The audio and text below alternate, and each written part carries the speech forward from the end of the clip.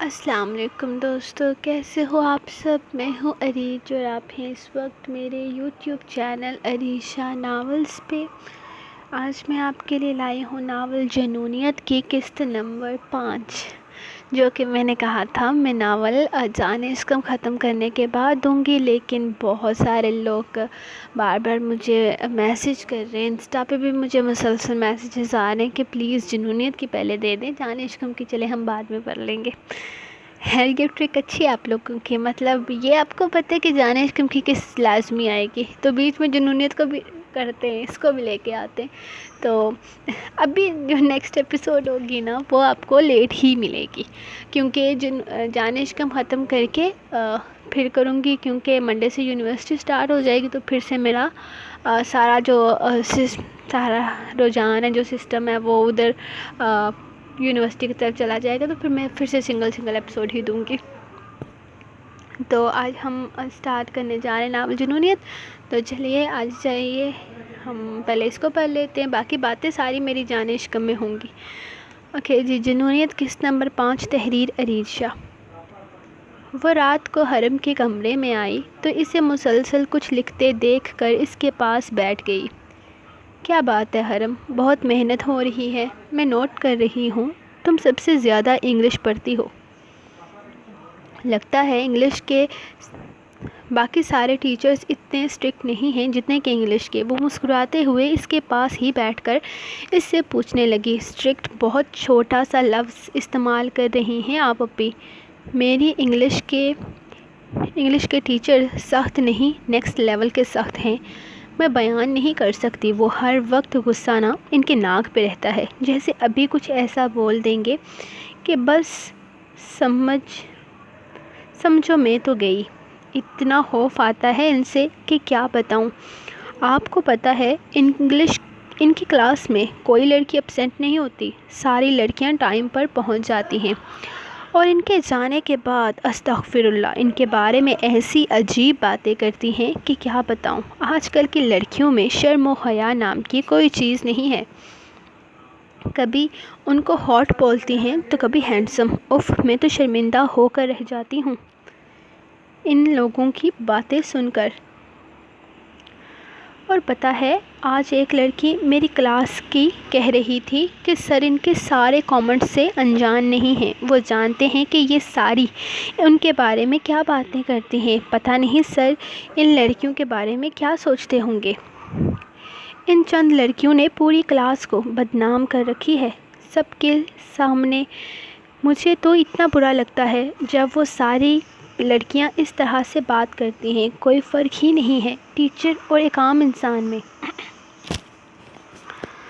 وہ افسوس کرتے ہوئے کہہ رہی تھی، جبکہ اس کی ساری باتیں سن کر اسے بھی بہت عجیب لگ رہا تھا۔ یقیناً ان کے کلاس کو پڑھاتے ہوئے ٹیچر بھی شرمندہ ہوتا ہوگا۔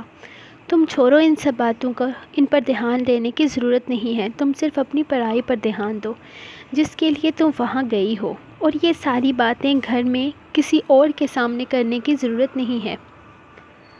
وہ اسے سمجھاتے ہوئے بولی تھی، جبکہ حرم ہاں میں سر ہلاتے ہوئے اس کے پاس ہی بیٹھ کر اپنا کام کرنے لگی، اور دیشم بھی جتنا ہو سکے اس کی مدد کرنے کی کوشش کر رہی تھی۔ حرم، ایک کپ چائے بنا دو۔ دروازے پر دستک دیتے خداش اندر داخل ہوا تھا۔ گھر میں اتنے سارے ملازم ہیں، آپ کسی اور کو کہہ دیں، وہ پڑھائی کر رہی ہے، اس طرح سے دھیان خراب ہو جاتا ہے۔ دیشم نے اس سے نرمی سے بات کرنا تو کبھی سیکھا ہی نہیں تھا، بلکہ وہ تو اس سے مخاطب بھی نہیں ہوتی تھی، لیکن یہ اس کی مجبوری تھی کہ اسے حرم کی پڑھائی کا خاص خیال رکھنا تھا۔ اچھا اگر وہ بزی ہے تو تم بنا دو، تم تو فارغ ہو نا، وہ بنا برا منائے اس سے بولا تھا۔ جی بالکل، میں فارغ ہوں، لیکن میں آپ کی ملازمہ نہیں ہوں، جا کر کسی اور سے کہیں، اس گھر میں بہت ساری ملازمہ ہیں جو آپ کی خدمت میں ہر وقت حاضر رہتی ہیں۔ وہ چبا چبا کر لفظ ادا کرتے ہوئے بولی تھی، جبکہ اس کی بدتمیزی پر حرم نے اپنے بھائی کے سرخ ہوتے چہرے کو دیکھا تھا۔ چائے تو میں تمہارے ہاتھ سے ہی پیوں گا، اب یہ فیصلہ تمہیں کرنا ہے کہ تم میرے کہنے پر اٹھ رہی ہو یا دادا جان سے جا کر کہوں۔ دل جلانے والی مسکراہٹ لبوں پر لیے وہ اس سے بولا تھا، جس پر دیشم نے اسے گھور کر دیکھا اور پھر پیر پٹک کر باہر نکل گئی۔ بھائی آپ کتنا تنگ کرتے ہیں ان کو، میں بنا دیتی۔ وہ حرم دشم کی بدتمیزی پر شرمندگی سے بولی تو وہ اس کے پاس بیٹھ کر اس کی کتابیں دیکھنے لگا۔ وہ پڑھائی میں شروع سے ہی بہت اچھی تھی اور خداش کی یہی خواہش تھی کہ وہ بھی اس وقت جس طرح اپنی پڑھائی کو لے کر سیریس ہے آگے بھی اسی طرح اپنی پڑھائی پر دھیان دے سکے، لیکن دادا جان کا کہنا تھا کہ اس کے اس شوق کو ختم کرو۔ وہ ایک اور دیشم کو اس خاندان میں جنم نہیں لینے دے سکتے۔ یہ دیشم نے تو قسم کھا رکھی تھی کہ وہ کسی کی بھی کوئی بات نہیں سنے گی، جبکہ دادا جان اس کے نکاح کے پیچھے پڑے ہوئے تھے۔ وہ بس یہ چاہتے تھے کہ جلدی سے جلدی ان کا نکاح کروا دیں تاکہ جو دیشم کی پڑھائی کے سلسلے میں باتیں بن رہی ہیں وہ یہیں پر ختم ہو جائیں۔ وہ کو ایجوکیشن میں پڑھ رہی تھی، جس کی وجہ سے خاندان والے طرح طرح کی باتیں کر رہے تھے، جیسے اس کا رشتہ کون کرے گا، کون اس سے شادی کرے گا، کون اسے اپنے خاندان کی دلہن بنائے گا۔ آج کل کی پڑھی لکھی لڑکیوں کا مطلب اپنی نسل کو تباہ کر لو، یونیورسٹی میں پڑھتی ہے، پتہ نہیں کتنے لڑکوں سے بات چیت ہوتی ہوگی، پتہ نہیں اس کی کلاس میں کون کون سے لڑکے ہوں گے، کس کس طرح کا مزاج رکھتے ہوں گے۔ آج کل لڑکوں کو تو جیسے ہم جانتے ہی نہیں، اور یہی ساری باتیں دادا جان کو پریشان کرنے لگی تھی۔ اور وہ چاہتے تھے کہ جلدی سے جلدی دیشم اور خداش کا نکاح ہو جائے تاکہ ان ساری باتوں پر پردہ پڑ جائے۔ خداش کو کوئی اعتراض نہیں تھا، اس کی تو من کی مراد پوری ہو رہی تھی، لیکن دیشم سے ابھی تک اس حوالے میں کسی نے بھی کوئی بات نہیں کی تھی۔ سب جانتے تھے کہ وہ اپنی پڑھائی کے معاملے میں کسی بھی طرح کا کوئی کمپرومائز نہیں کر سکتی اور شادی کا تو نام بھی نہیں لینے دے گی، لیکن دادا جان کے پاس اس بات کا حل تھا۔ دادا جان نے کہا تھا کہ اگر وہ انکار کرتی ہے تو اس کے سامنے پڑھائی یا گھر بیٹھنے کی شرط رکھ دیں گے، مجبور ہو کر اسے ان کی بات ماننی پڑے گی، جبکہ دادا جان کا یہ بھی کہنا تھا کہ ان کے پوتے کو کوئی انکار نہیں کر سکتا اور وہ اپنی پوتی پر پورا حق رکھتے ہیں، وہ جسے چاہیں اپنے پوتے کے ساتھ جوڑ سکتے ہیں، لیکن وہ اپنے پوتے کی خواہش کو مد نظر رکھنا چاہتے تھے، اور انہیں اس بات کا افسوس تھا کہ ان کے پوتے کی خواہش وہ لڑکی تھی جو اس خاندان کی سب سے بگڑی ہوئی لڑکی تھی۔ یہ شام سب کی اسائنمنٹس چیک کر رہا تھا۔ سب کی اسائنمنٹس چیک کرتے وہ اس کے پاس آیا، حرم کے قریب ذرا سا جھک کر اس نے اسائنمنٹ چیک کرنے لگا۔ وہ کافی کنفیوز لگ رہی تھی، جبکہ اس کے اس طرح سے جھکنے پر وہ فوراً اٹھ کر کھڑی ہو گئی۔ نہ جانے کیوں اس کا یوں اس قدر پاس آنا اسے پسند نہیں آیا تھا۔ اسے یقین تھا کہ اس کی نیت ہرگز خراب نہیں تھی، بس اس طرح سے اس کے پاس آنے پر وہ کنفیوز ہو گئی تھی، اور بہتر یہی تھا کہ وہ اٹھ کر کھڑی ہو جائے تو ان دونوں میں تھوڑا فاصلہ بنا رہے۔ اس کے یوں اچانک اٹھ کر کھڑے ہونے پر وہ بھی فائل ہاتھ میں لے کر چیک کرنے لگا، پھر اچانک ہی اس نے 3-4 پیجز پر کراس لائن لگا دی۔ وہ غلط تھے، اس کا اندازہ حرم کو بھی تھا۔ وہ سب کی کافی زیادہ بے عزتی کر رہا تھا اور حرم کو یقین تھا کہ اس کی بھی آج بہت بے عزتی ہونے والی ہے۔ حرم نے اپنی آنکھیں زور سے بند کر لی، یقیناً اب اس کی باری تھی اور وہ بہت بے عزتی کرنے والا تھا، لیکن نہ جانے کیوں وہ فائل اس کے ڈیسک پر رکھتا ہوا آگے میشا کی فائل اٹھا کر چیک کرنے لگا۔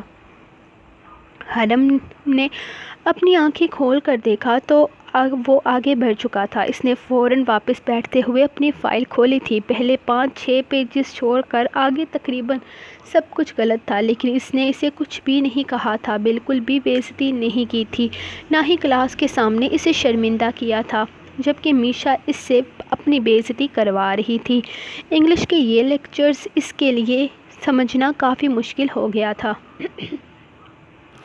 اور اس وقت وہ میشا کو بہت برے طریقے سے ڈانٹ رہا تھا، لیکن اس نے اسے کچھ بھی نہیں کہا۔ اسے کچھ سمجھ میں نہ آیا۔ کلاس ختم ہونے کے بعد اس نے ساری کلاس کی اسائنمنٹس چیک کی۔ جہاں لوگوں جن لوگوں کی اسائنمنٹس ٹھیک تھی ان کی بےعزتی نہیں ہوئی، جبکہ جن کی خراب تھی ان کو بہت زیادہ ڈانٹ پڑی تھی، اور اس کے خراب ہونے کے باوجود بھی اس نے اسے کچھ بھی نہیں کہا تھا۔ اس نے ایسا کیوں کیا تھا اسے بالکل سمجھ نہ آیا۔ وہ میشا کے ساتھ باہر بیٹھی ہوئی اپنے دوسرے لیکچر کی تیاری کر رہی تھی جب اسے اپنا آپ کسی کی نظروں کے حصار میں محسوس ہوا۔ اس نے فوراً نگاہ اٹھا کر دیکھا تو ٹیچر آفس کے باہر وہ کھڑا اسے دیکھ رہا تھا۔ اس کی نگاہوں میں کچھ ایسا تھا جسے محسوس کرتے ہوئے وہ اندر تک کانپ گئی تھی، جبکہ وہ ہلکی سی مسکراہٹ کے ساتھ وہاں سے ہٹتا اندر داخل ہو گیا۔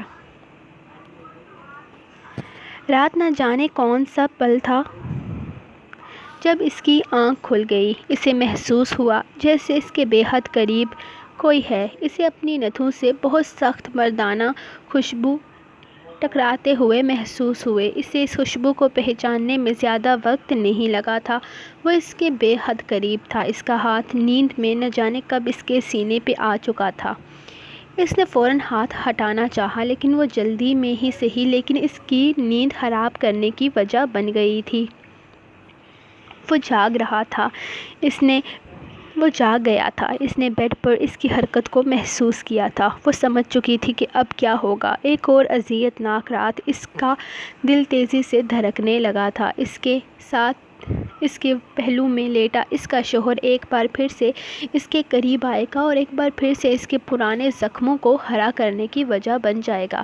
اس نے سختی سے اپنی آنکھیں مینچی تھیں اور وہ جانتی تھی تھوڑی ہی دیر میں وہ اس کے سخت ہاتھوں کا لمس خود پر محسوس کرے گی، اور پھر ایسا ہی ہوا۔ اس نے ہاتھ بڑھاتے ہوئے اس کے بالوں میں اپنی انگلیاں چلائیں اور پھر اپنا ہاتھ اس کے سر کے نیچے کرتے ہوئے اسے اپنے قریب کیا۔ وہ اس کے سینے کی دھڑکنوں کو سننے لگی، جبکہ وہ شخص پوری طرح اسے خود میں قید کر چکا تھا۔ اپنے بے حد قریب اس کا لمس محسوس کرتے اپنے ماتھے پر محسوس ہوا۔ وہ آہستہ آہستہ اسے کسی بچے کی طرح تھپک رہا تھا، اس کے بازو کو سہلا رہا تھا جیسے اس کی کسی بے حد عزیز کی نیند خراب ہو گئی ہو اور وہ اس کی نیند کو پرسکون بنانے کے لیے اپنی طرف سے کوشش کر رہا ہو۔ اس کا دل چاہا وہ اس کے سینے سے لگ کر پھوٹ پھوٹ کر روئے۔ کتنا مہربان لگ رہا تھا اس شخص کا لمس، لیکن وہ جانتی تھی وہ کوئی مہربان نہیں ہے بلکہ وہ اس کا دشمن ہے، اور وہ اس کے بھائی کے قاتل کی بہن۔ ایسا کیسے ممکن تھا کہ وہ اپنے دل میں اس کے لیے کوئی نرم جذبہ رکھتا ہو؟ وہ بے شک رات کی تنہائی میں اس کا شوہر تھا، لیکن دن کے اجالے میں شاید وہ اس کی طرف دیکھنا بھی پسند نہ کرتا۔ یہ محبت بڑا احساس اسے صرف چند لمحوں کے لیے ہی نصیب ہونا تھا، پھر تو وہی تھا نفرتوں سے بھرپور ایک قید خانہ جسے اسے ساری زندگی سہنا تھا۔ وہ آنکھیں بند کرتے ہوئے نہ جانے کتنی دیر اس کا لمس محسوس کرتی رہی۔ وہ اسے اپنے بے حد قریب کیے اپنی مضبوط باہوں کے حصار میں لیے ہوئے تھا۔ اس حصار میں اسے کوئی ڈر نہ تھا، کوئی تکلیف نہ تھی، صرف سکون ہی سکون تھا۔ یہ چند لمحوں کا سکون کاش اس کے لیے زندگی بھر کا سکون بن جاتا، لیکن امایا جانتی تھی ایسا ممکن نہیں ہے، اسی لیے وہ کوئی امید نہیں رکھنا چاہتی تھی۔ وہ خاموشی سے کروٹ بدل گئی۔ اسے کوئی امید نہیں لگانی تھی۔ وہ جانتی تھی یہ چاہتیں، یہ محبتیں صرف چند لمحوں کی ہیں، اس کے بعد اسے پھر سے نفرتوں کا سامنا کرنا تھا۔ نہ جانے وہ کیوں نہیں چاہتی تھی کہ یہ شخص اس سے نفرت کرے۔ شاید وہ اس کی زندگی میں آنے والا ایسا پہلا مرد تھا جسے وہ اپنے دل میں بہت اونچا مقام دے چکی تھی۔ شاید وہ اس کی نفرت، اس کے رویے برداشت نہ کر پاتی، لیکن اسے ہر چیز کے لیے تیار رہنا تھا، اسے بہت کچھ سہنا تھا۔ کوئی اس کا نہیں تھا اور اسے یہ بات یاد رکھنی تھی۔ کروٹ پھیر کر اس کا دل چاہا کہ وہ روئے، جی بھر کر روئے، چیخ چیخ کر روئے، لیکن نہیں، وہ ایسا نہیں کر سکتی تھی۔ اس کے پہلو میں سویا انسان بھی اس کے ساتھ وہی سلوک کرتا جو باقی سب کرتے تھے۔ وہ کس کو اپنا درد سناتی؟ کوئی بھی تو نہیں تھا یہاں اسے سننے والا۔ اپنے آنسو اپنے اندر جذب کرتے ہوئے اس نے اس شخص کا ہاتھ اپنی کمر پر محسوس کیا تھا۔ وہ ایک بار پھر سے اس کے قریب آ گیا تھا، اس کے گرد باہوں کا حصار بناتے وہ سو چکا تھا۔ اس کی پکڑ سخت تھی، لیکن اس بار دور ہونے کی کوشش امایا نے بھی نہیں کی تھی۔ یار مجھے سمجھ میں نہیں آتا، تیرے پاس اتنے سارے پیسے ہوتے ہیں تو جو چاہے خرید سکتی ہے، جو چاہے لے سکتی ہے، تو روز شاپنگ کرنے کے لیے جاتی ہے، ہر چیز ہے تیرے پاس، لیکن تو اپنے گھر کیوں نہیں جاتی؟ تیرے گھر والے تجھے لینے کے لیے یہاں کیوں نہیں آتے؟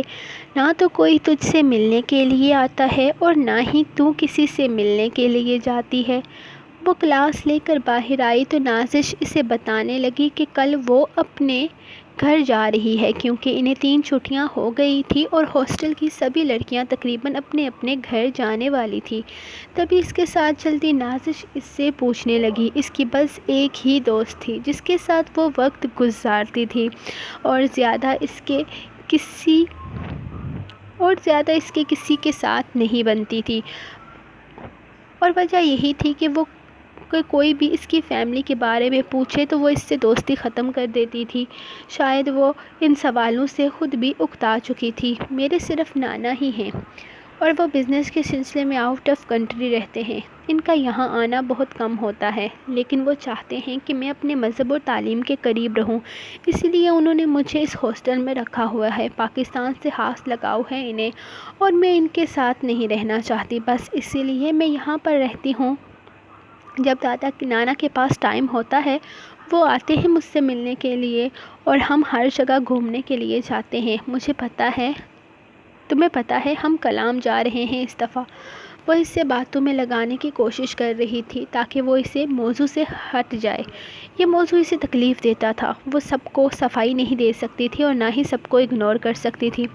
نازش بہت کم وقت میں اس کی قریبی دوست بن چکی تھی، تو ایسے میں وہ نہیں چاہتی تھی کہ وہ اس سے دور ہو، اسی لیے اسے بھی ایک من گھڑنت کہانی بنا کر بتانے لگی۔ ارے واہ، یہ تو بہت مزے کی بات ہے، وہ تو بہت خوبصورت جگہ ہے، میں کبھی بھی نہیں گئی، تم بہت ساری تصویریں بنانا اور مجھے بھی دکھانا۔ وہ اس کے ساتھ چلتی باہر آ کر بیٹھی، جس پر ردھم نے فوراً ہاں میں سر ہلایا۔ وہ اس کی بات پر یقین کر چکی تھی اور یہ موضوع بھی ختم ہو چکا تھا۔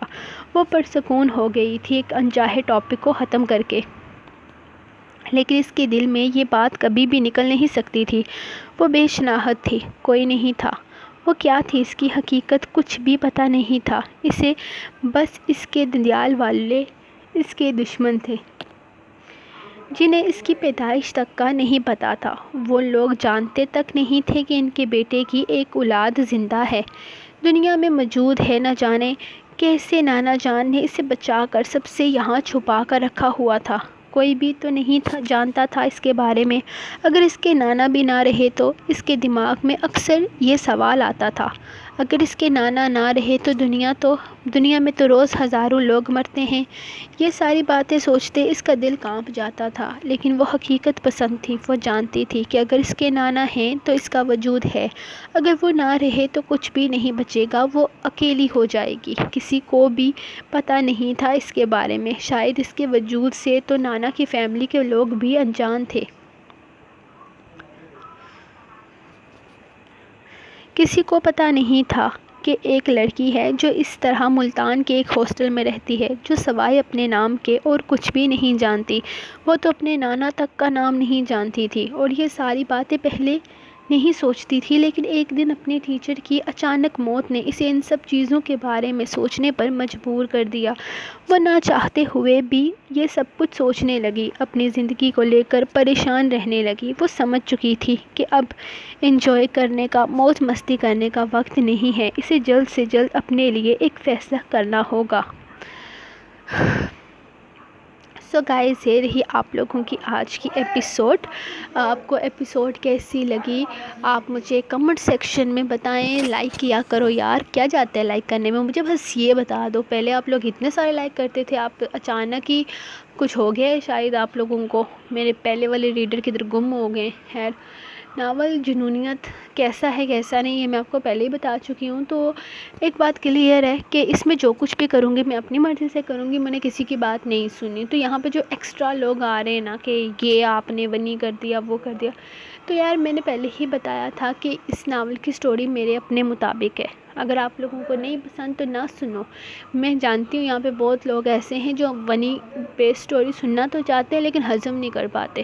سو اگر آپ لوگوں کو ہضم نہیں کرنا تو آپ لوگ نکل جاؤ ادھر سے یار، آپ لوگوں کا کوئی کام نہیں ہے یہاں پہ. اور انشاءاللہ ملوں گی میں آپ کو جنونیت کی نیکسٹ ایپیسوڈ، ہو سکتا ہے نیکسٹ فرائیڈے تھا، ہاں تو نیکسٹ فرائیڈے تک لکھوں گی.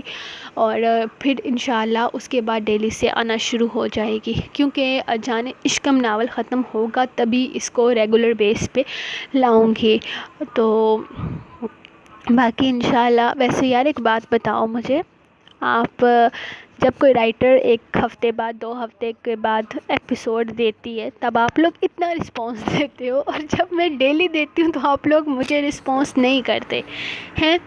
تو مطلب اب آپ 1 ہفتے کے بعد جنونیت کی ایپیسوڈ آ رہی ہے تو آپ لوگوں کو اپنا سسٹم چینج کرنا چاہیے نا. ویسے خیر میں مذاق کر رہی ہوں، میں جلدی دینے کی کوشش کروں گی. میں ابھی جان عشقم کی بھی ریکارڈنگ کرنی ہے یار، مجھے جانے دو، مجھے مت پکڑو، میں جانا چاہتی ہوں. تو ملتے ہیں آپ کو نیکسٹ ایپیسوڈ میں. تب تک کے لیے اپنی رائٹ کو دعاؤں میں یاد رکھیں. جان عشقم کی قسط آئے گی ٹوٹ بڑی. اور دعاؤں میں یاد رکھیں، کمنٹ کریں، لائک کریں، چینل کو سبسکرائب کریں میرے، اور کچھ بھی نہ کریں. تھینک یو، بس اتنا ہی کافی ہے میرے لیے. بس اللہ حافظ.